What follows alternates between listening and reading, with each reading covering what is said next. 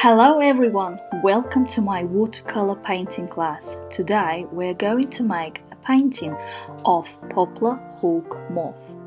It's a beautiful insect well known for its distinctive shape of the wings. Before we begin, I would like to remind you that I have a Patreon where I upload watercolor tutorial lessons weekly. Join me and become my student.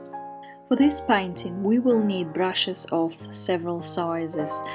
Brushes sizes 6 or 4 for main washes and working with big parts of the moth. Smaller brushes sizes like 1 or 2 for smaller details, and for extra thin details I've used a very thin brush from proArte and it's a 00. In this painting we're going to learn about tonal values in watercolor. In simple words, this means how dark or light a color or shade is. Now, in traditional watercolor, you would start with light tones, adding layer by layer darker tonal values.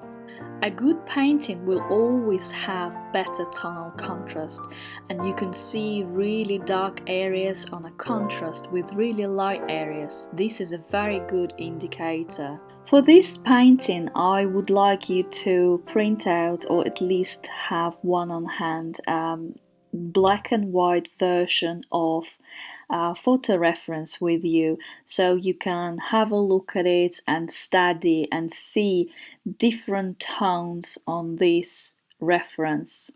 It will help you to understand and see areas where there is darker tones, lighter tones, where the contrast, and it will make a difference. For this painting I've used raw amber, burnt amber, lamp black, Payne's grey, burnt sienna and a little bit of light red, and mixed with burnt sienna for some red parts of the moth, and also for some parts I've used Prussian blue. First, I'm damping my moth with mopping brush with water, applying just enough water. It's not too much, not too little. And here you can see that I covered with my brush all the area of the moth. To get the first very light mix, I've used Payne's grey mixed with a little bit of burnt amber, and it's a very watery mixture.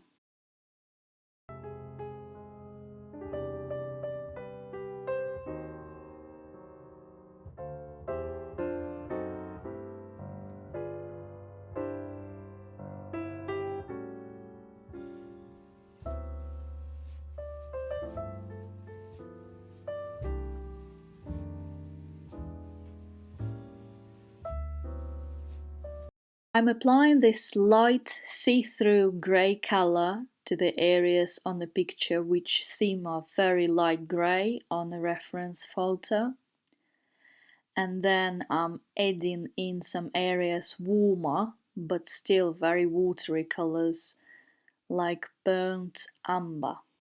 I've even used Prussian blue colour here to add more drama and lift that grey colour, make it a little bit different. On to our next step. So we have done our first layer, and it's called glazing in watercolor, and it's a very important layer, our sort of base. I usually let it dry completely, so I would leave first layer for a few hours to make it set and dry 100%. So I've pre-mixed here burnt sienna for the dark corner and using Payne's grey with a little bit of Prussian blue for the lighter area, and I am blending them together.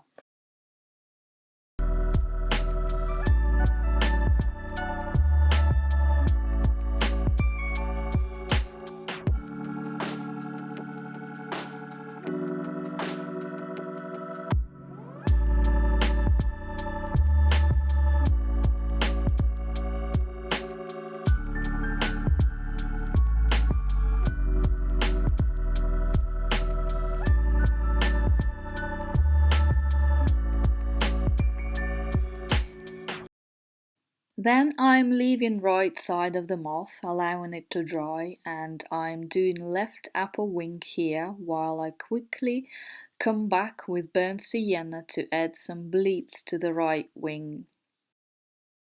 Do you see how I come back to different parts and work simultaneously with them, adding different mixes while it's still wet?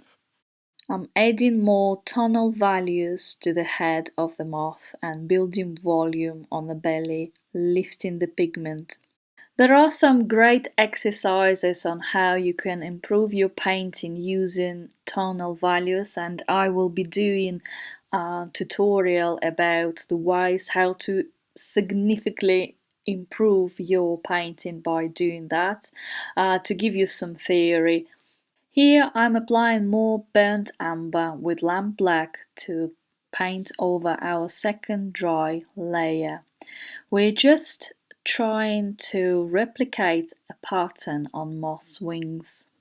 What I'm doing here is like a negative painting. It's a technique where you paint around lighter object with darker colors, and here I'm painting over the light grey pattern, leaving it untouched. So yeah, I made in combination of these simple colors, and they are really like proper mixtures here. Everything is easy, and like I said, this is sort of more like an exercise for tonal values and how you can apply this to your painting and learn how important it is to build that contrast layer by layer, understanding what are you doing. Adding more raw amber, and then I am using lamp black on edges of the wing, and here I'm adding some brush strokes to replicate scales on moth wings using darker tones on darker backgrounds, our first layers, and lighter color combination on lighter parts of the wings and the body. With a very tiny brush I am making horizontal lines on moth's belly to just so it will help me to build the picture further, because I'm gonna be painting each segment of the belly individually. I'm painting the head of the moth using lamp black, and you can see that I'm using quite rich saturated color, and I'm adding this to the edge of the head, and then with a brush I'm blending it together with previous layers, so that way I reach that tonal value that I need. And like I said, in this painting I use quite a lot of adding quite rich color straight through once I've done my main glazing.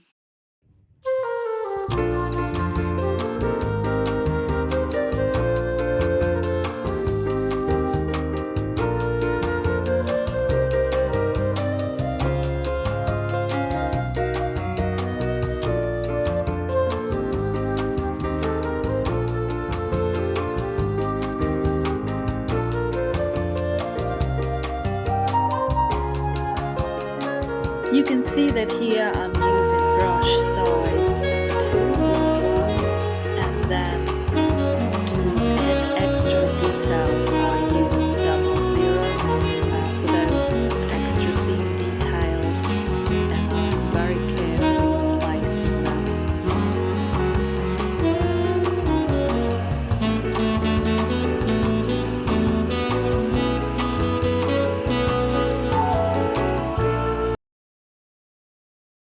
Here I'm using raw amber to go over a lighter part of the wing.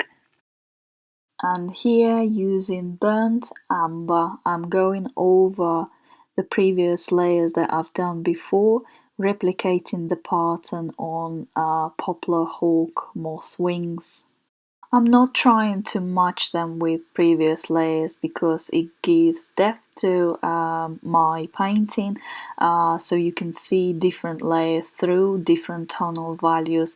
This is something that gives richness to your work, so don't try to cover it all so you can't see through. Super light pots I am covering with extra watery Payne's Grey brush strokes. You can see through them. For making my tiny strokes, I use combination of my paints. I just use them differently, so you can see looking at moth wings that I use different colors, not only one color to cover the wing.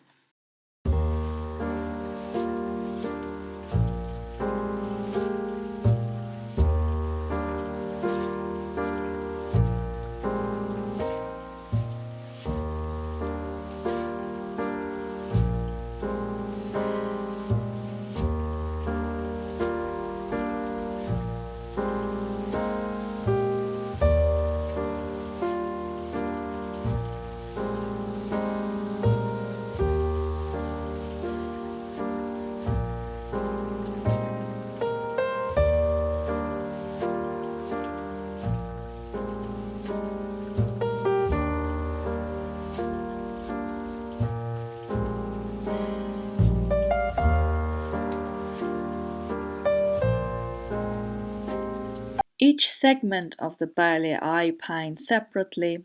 I water this one segment first and then I add dark color to the corner and I'm allowing it to bleed. And then with my dry brush I collect extra pigment with water, blending it together with the rest of the background of the belly.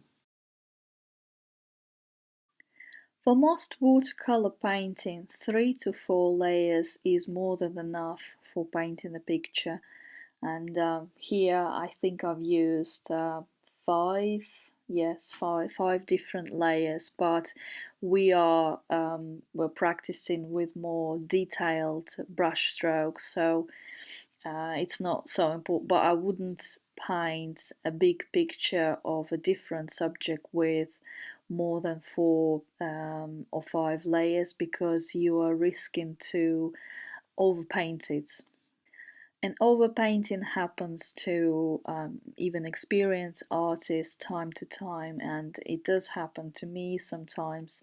And I'm not ashamed of it because it's experience again. And I mean, the reason why it's happening with experienced people who practice watercolor is that you are thinking that you're gonna improve your painting, but altogether, when you look back and look at your painting, sometimes can seem that you overworked. You've used too many layers. Here I'm adding my brush strokes in a way that I create volume to moth's belly. My brush strokes are not flat. I make them round and I go round the segments of the belly, so to show that they have shape. Also adding hair to the moth antennas. For this I'm using extra thin brush, size 00, and I am applying just a little bit of pressure, just using the tip of the brush. Also, please make sure that you don't have a lot of water on your brush. Ideally it should be almost dry but with a little bit of color, because if you will have excess water on this tiny little brush, it might accidentally pull into a puddle. Join me on Patreon to watch full tutorial and have a full access to my growing library with watercolor lessons, which I add to my channel weekly. Thank you so much for watching. I hope you enjoyed it. Please leave me a comment down below, subscribe and like this video if you enjoyed it. Bye!